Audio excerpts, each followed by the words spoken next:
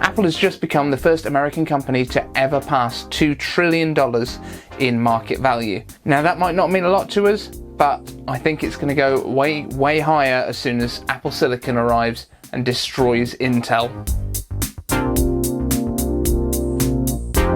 My name's David for Living on iPad. On this channel we simplify Apple so everything just works for you. If you love Apple news, hit the like button, subscribe and ring-a-ding that bell. So what does it actually mean that Apple has passed $2 trillion? Well, number one, Tim Cook became a billionaire for the first time quite recently. I think it was last week when his kind of net worth went over $1 billion based on the amount of stock that he already owned. So the more this value goes up, the more Tim Cook is worth.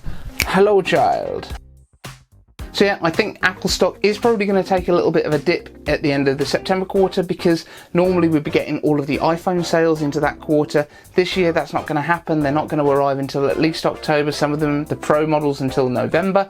So there is going to be lower earnings than are expected. I don't know if Apple's already warned investors about that, but if the market gets a little bit spooked because their numbers are way lower than normal because the iPhones weren't there, expect that there will be a little dip. But the October, November, December quarter, I think that's the third quarter technically because it's up until April, that is going to be absolutely insane because all of the iPhone pre-orders and the first 3 months of sales will be in that quarter, whereas normally you'd get just the pre-orders really in September, followed by the rest of the iPhone sales through October, November, December. Expect a massive October to December quarter when those iPhone results come out. But also, more importantly, the Apple Silicon. When this Apple Silicon hits, when it lands and it's in Macs and it's doing exactly the job it's meant to do, people don't realise, outside of the really kind of niche Apple community at the moment, what this is going to mean.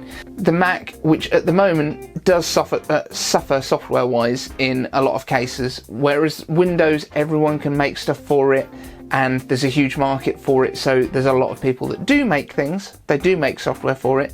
At the moment for the Mac, it's quite a niche community still, just within computing, whereas iPad and iPhone are huge, they're ubiquitous, and that means that all of those apps that are currently written for iPad and iPhone that are in the App Store at the moment will automatically work on your Mac if it's an Apple Silicon Mac. That means if you use LumaFusion like I do on the iPad to edit videos, you can use that on your Mac now.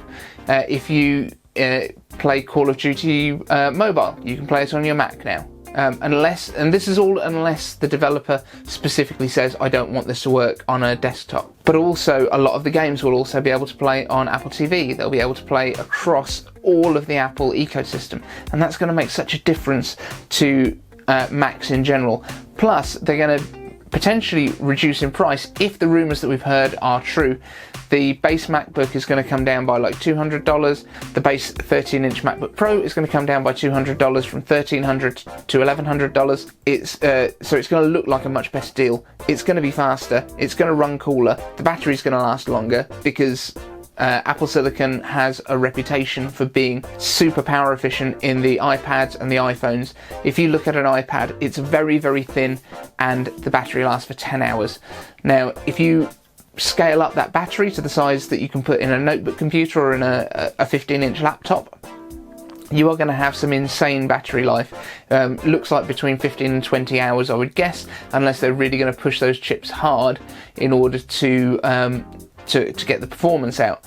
But even if they do that, the Apple Silicon on chips have high performance cores and they have high efficiency cores, and the high efficiency cores are the ones that will do your normal clicking through the internet, looking at emails, looking through Finder and looking for your files and all the kind of stuff, writing documents. All of that stuff is just going to be purely run on the low power, high efficiency cores, and that means that the battery's still going to last insanely long, even if they really squeeze it so those high power cores can really blast through video rendering or 3D graphics or Blender or any of the stuff that people are really going to throw at it in terms of high performance. There's so much that we just don't know yet about how Apple Silicon's going to work. However, it's using the metal engine that Apple's been using in their iPads and their iPhones forever, which is incredibly powerful. It basically accesses the graphics hardware directly instead of through things like OpenGL and DirectX that Microsoft uses. You're just getting all the horsepower. And even with Apple's built-in GPUs on the iPads and the iPads Pro, this has been really performing well, and I cannot wait to see what they can do once they've got that extra headroom of more battery, potentially active cooling with fans. Intel and AMD really need to watch out. Apple's coming for you. What do you think about Apple Silicon? Is it going to revolutionize computing? Do you think that Apple's going to take a much bigger market share than they've done in the past? I think they will, and I'd love to know what you think down in the comments. If you've enjoyed this video, hit like, subscribe, and if you like it, then you better put a ring on the bell.